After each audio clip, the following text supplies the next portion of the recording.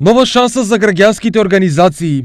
40.000 евра како грант се нудат на невладиниот сектор за реализација на локални проекти. Се работи за втор повик за граѓанските организации во склоп на ИПА-2 програмата 2014-2020 година. Наменет за грасрут организации од државата има две мерки. Првата мерка е за акции за граѓански организации здружено да делуваат на одредена проблематика, а вториот дел се однесува на акции за соработка на граѓанското општество со останати чинители, државни и недржавни чинители.